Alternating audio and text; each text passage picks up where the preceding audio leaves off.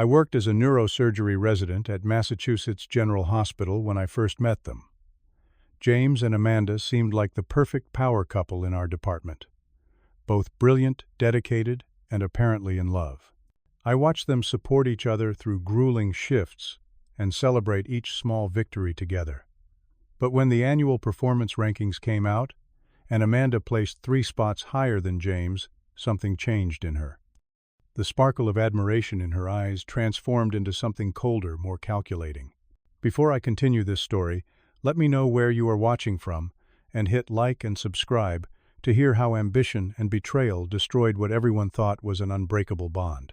I still remember the day I first met James and Amanda Taylor during orientation 6 years ago. We were all bright-eyed first-year residents eager to prove ourselves in one of the most competitive neurosurgery programs in the country. James was tall, with kind eyes that crinkled when he smiled. Amanda had this confident presence that commanded attention when she entered a room. They had met during medical school at Johns Hopkins and got married right before residency started. The 3 of us clicked immediately when we discovered we shared the same specialty interest in pediatric neurosurgery. We formed a study group that first month, spending countless nights reviewing cases and quizzing each other on surgical approaches. James had this remarkable ability to remember every detail about rare conditions, while Amanda excelled at innovative surgical techniques. I admired how they balanced each other professionally. In those early years, their relationship seemed unshakable. They lived in a small apartment near the hospital and carpooled together every morning at 5. During lunch breaks, they would sit in the cafeteria and talk about their cases, offering each other insights and support. I remember James bringing Amanda coffee during overnight shifts, and Amanda surprising him with his favorite sandwiches when he had back-to-back surgeries. Our 4th year of residency brought the annual departmental rankings, something our program used to evaluate resident performance. These rankings influenced future fellowship opportunities and attending positions. Everyone pretended not to care, but these numbers could make or break a career in our competitive field. The day the rankings were posted, we all gathered in the resident lounge. James ranked 8th out of 20 residents, a respectable position that showed consistent improvement from his previous year. When Amanda saw her name in 5th position, 3 spots above James, the entire room erupted in congratulations. James beamed with genuine pride, lifting Amanda in a celebratory hug that spun her around the room. He bought champagne that night for a small gathering at their apartment, raising his glass with tears in his eyes as he toasted to his brilliant wife. I remember thinking how rare it was to see someone so genuinely happy for their partner, completely free of jealousy or competition. 2 weeks later, I noticed the first change. We were discussing a complicated aneurysm case during rounds when James suggested an approach he had researched. Before the attending could respond, Amanda interrupted with, "Actually, that approach has been shown to increase complication rates in recent literature. The patient would be better served with the modified technique."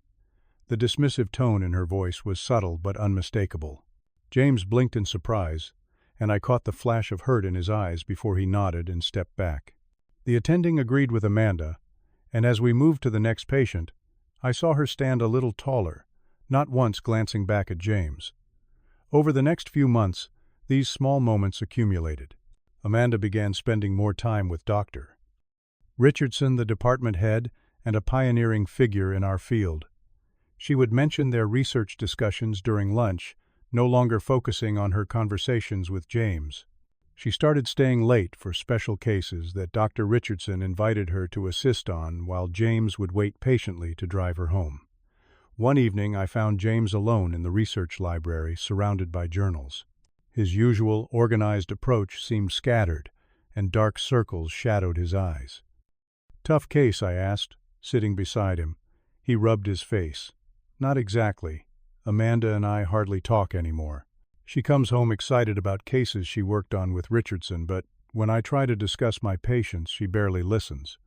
James hesitated, then added, "Do you think I am holding her back?" I reassured him that was ridiculous. They had always been a team. But privately, I had noticed how Amanda lit up when discussing work with Richardson, her gestures animated and eyes bright in a way they no longer were with James. The breaking point came during the department quarterly presentation. Each resident presented their research progress to the entire staff. James had been working on a study about minimally invasive approaches in pediatric cases. His presentation was thorough and thoughtful. During the question period, Amanda raised her hand. "Your methodology seems flawed in the control group selection. Have you considered that your results might be statistically insignificant because of this oversight?" The room went silent. It was not unusual for residents to challenge each other, but the pointed nature of her criticism and the public setting made everyone uncomfortable. James stammered through a response, his face flushed. "Dr." Richardson nodded approvingly at Amanda, and I caught the slight smile they exchanged. That evening I was leaving late when I saw Amanda and Dr. Richardson walking to the parking garage together. She laughed at something he said, touching his arm in a gesture that seemed too familiar for a mentor relationship. They did not see me as they got into his luxury car instead of waiting for James, who I knew was finishing notes upstairs. The following weeks brought a palpable tension to our formerly close-knit group. James began asking me to grab coffee before rounds his questions about normal married life struggles, thinly veiling his concerns about Amanda. "Do married couples usually grow apart during residency? Is it normal for interests to change this much?" he asked one morning, stirring his coffee absently. I faced an impossible moral dilemma. Should I tell him about seeing Amanda leave with Richardson? About the rumors now circulating among the nurses and junior residents? James had been my friend for years, but voicing suspicions without proof seemed cruel. Instead, I asked, "Have you talked to Amanda directly about feeling disconnected?" His eyes dropped. "I try, but she says I am being insecure about her success. She says I need to focus on improving my own work instead of monitoring hers." The change in Amanda became more pronounced each week. During case discussions, she referred to Dr. Richardson by his first name Michael, emphasizing their special relationship. She began wearing more expensive clothes, upgrading her basic watch to a luxury brand that matched the one Richardson wore. In department meetings, Amanda positioned herself next to Richardson rather than James. When presenting cases, she used phrases like, "When Michael and I discussed this approach," or "Michael believes and I agree." James would sit silently, his contributions becoming less frequent. Hospital gossip spread rapidly.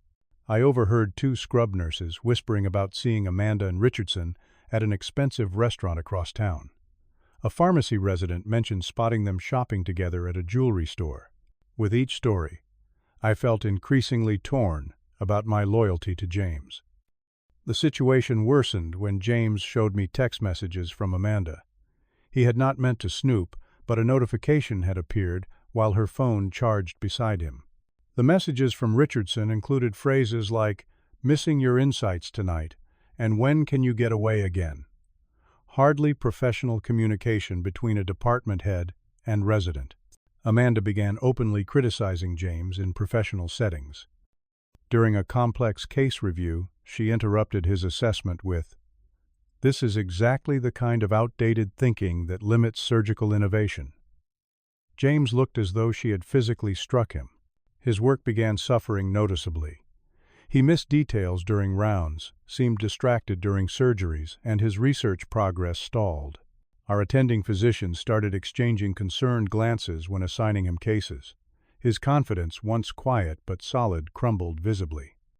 I finally attempted to speak with Amanda directly.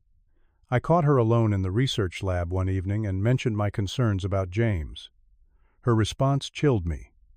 "James is holding himself back, Nathaniel. I cannot put my career on pause because he refuses to evolve. Do you know what Michael says? He says, I have the potential to revolutionize our field if I stop letting emotional attachments limit my growth." When I suggested that her husband deserved more loyalty, her eyes hardened. Loyalty. Is it loyal to expect me to diminish myself to protect his ego? Marriage should elevate both people, not require one person to shrink. Everything came to a head during the annual department retreat at a lakeside conference center. Amanda barely attempted to hide her relationship with Richardson anymore. They arrived together, sat together during sessions, and disappeared during breaks. James moved through the weekend like a ghost, avoiding social gatherings and staying alone in his room. The final night featured a formal dinner with an open bar. After several drinks, Richardson became careless, his hand resting on Amanda's lower back as they spoke with the hospital administrators. When James approached them, Richardson did not remove his hand. The tension was visible from across the room. I could no longer stay silent. That night I found James sitting alone on the dock overlooking the lake. "James, I need to tell you something." I began, my heart pounding. "She is sleeping with him, is not she?" James interrupted, his voice flat. "I cannot confirm that for certain, but yes, I believe they are having an affair," I admitted. Instead of the anger or breakdown I expected, James just nodded. "I have known for weeks. I just did not want to believe it." His dignity in that moment only made the situation more heartbreaking. 2 days after the retreat, James finally confronted Amanda with the evidence he had gathered. He had not only seen the text messages, but had checked their phone records, finding hundreds of calls and texts exchanged with Richardson at all hours. He had credit card statements showing gifts purchased and hotel charges from nights when Amanda claimed to be working late. Their confrontation happened in the hospital parking lot after a shift. I did not witness it directly, but according to others present, James calmly presented Amanda with printed evidence of her betrayal. She initially denied everything before switching tactics and accusing him of spying on her out of professional jealousy. Their voices escalated until several colleagues, including Dr. Richardson, emerged from the hospital.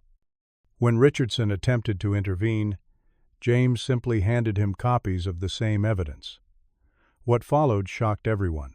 Instead of showing remorse or even attempting discretion, Amanda created a post on our professional networking site the next morning. In it, she announced her separation from James, claiming their relationship had become a barrier to her professional growth. She wrote that some marriages could not survive when one partner outpaced the other, and that while she had not planned to develop feelings for someone else, she did not regret following her heart and ambition. Her closing line became infamous in our hospital. "I refuse to apologize for outgrowing a relationship that no longer served my personal and professional evolution." The post spread through medical circles like wildfire. Colleagues from other departments, and even other hospitals, reached out to ask if the situation was really as callous as it appeared.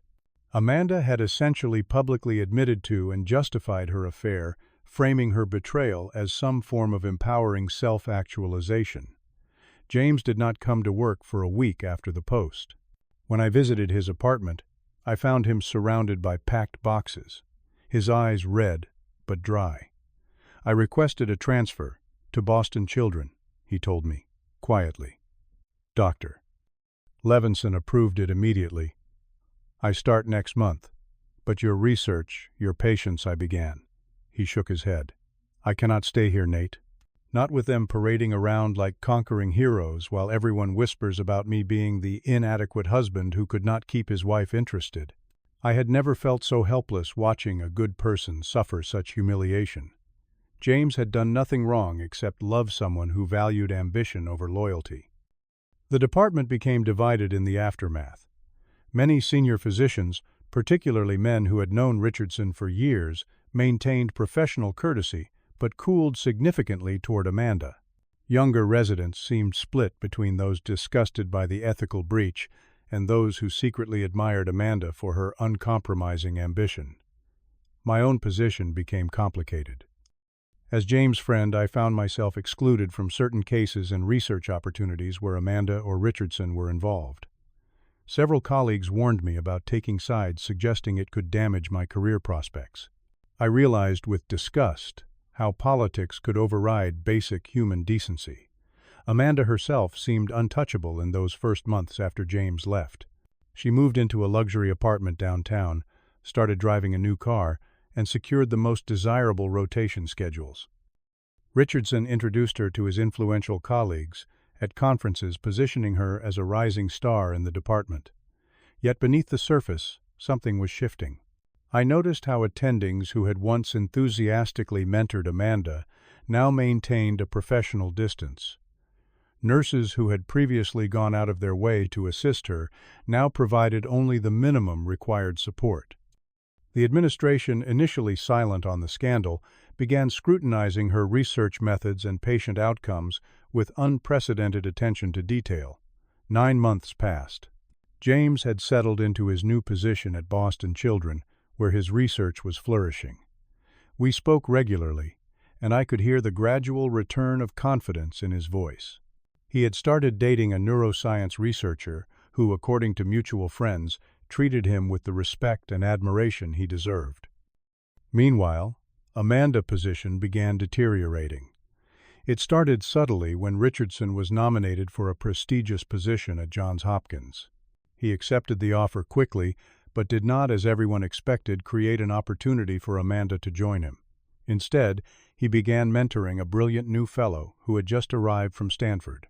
Within weeks, Richardson and the new fellow were inseparable, collaborating on research and attending conferences together. The parallel to his earlier relationship with Amanda was impossible to miss.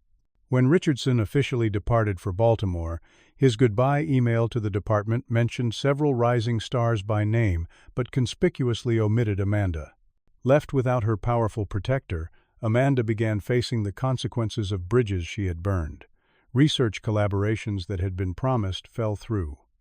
Her application for the department junior leadership position was passed over for a less experienced but more well-liked colleague.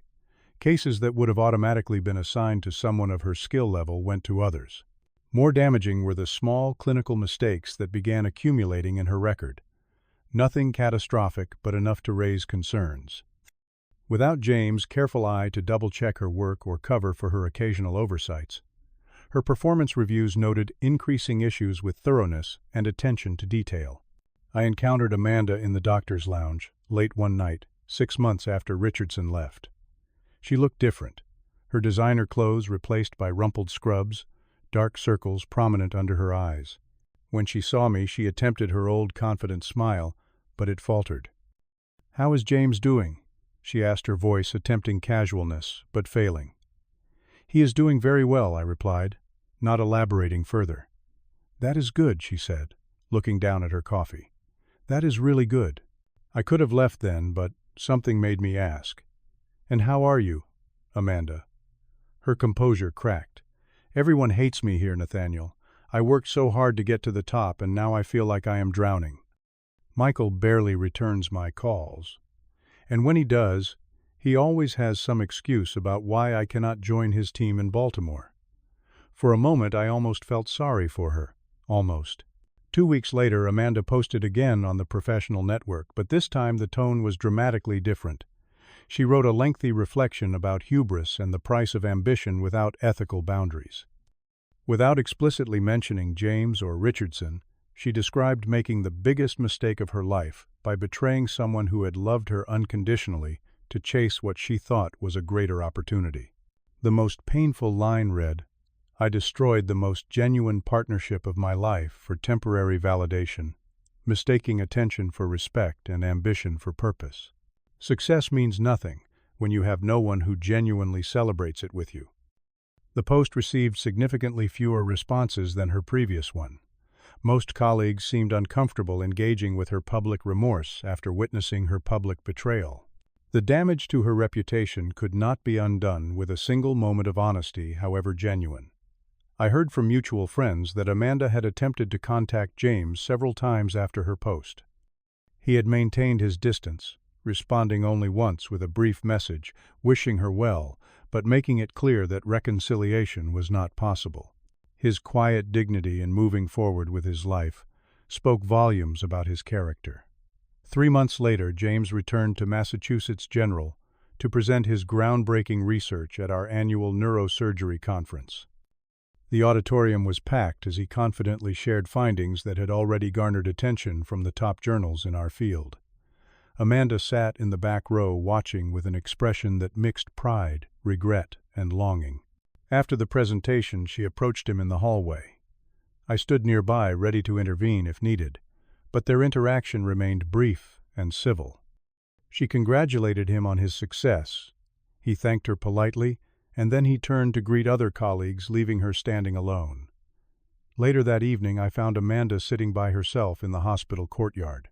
When she saw me, tears filled her eyes. "I thought I was so smart, Nathaniel, so strategic," she said without preamble. "I thought people who talked about love and loyalty were just making excuses for mediocrity." But James was never mediocre, was he? He was brilliant in a quiet way that I was too self-absorbed to appreciate. I let her talk, understanding that her confession was not really for me, but for herself. "You know what the worst part is? Michael never actually cared about me. He moved on to someone else within weeks of reaching Baltimore. When I called him on it, he laughed and said, 'I should have realized it was just a temporary arrangement.' That is when I understood I had traded genuine love for a strategic alliance, and still ended up losing both. The entire experience changed our department culture. Younger residents spoke more openly about balancing ambition with ethics, recognizing how success at any cost ultimately created isolation rather than fulfillment. Several attendings even incorporated professional ethics scenarios into their teaching, using thinly veiled versions of what had happened as cautionary tales. James continued thriving at Boston Children, eventually securing a prestigious attending position and developing a revolutionary approach to treating pediatric brain tumors that reduced mortality rates significantly. He remarried last spring to his neuroscience researcher, who looked at him with the admiration and respect that Amanda had once shown before ambition clouded her judgment. Amanda remained at Massachusetts General, slowly rebuilding her professional reputation through dedicated work and a new humility that made her a better teacher and colleague. She never again reached the meteoric rise she had briefly experienced under Richardson mentorship, but she developed a more sustainable success based on her genuine talents rather than political alliances. As for me, this experience transformed how I approach both my career and relationships. I learned that character reveals itself not during success but during challenges. I saw how easily ambition could corrupt when untethered from loyalty and integrity. Most importantly, I understood that no professional achievement was worth sacrificing your humanity. True success, I realized, is not measured by rankings or prestigious associations, but by maintaining your integrity even when tempted by shortcuts. James lost everything and started over rather than compromise his character, ultimately finding greater success and happiness. Amanda gained everything she thought she wanted, only to discover it was built on an illusion that collapsed under the weight of reality. What would you choose if faced with similar temptations in your career or relationships? Would you recognize the difference between opportunities that elevate your best self versus those that require compromising your values? Share your thoughts in the comments below, and do not forget to like and subscribe if this story resonated with you.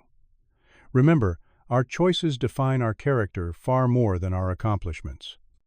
Thank you for listening, and I wish you success built on integrity rather than illusion.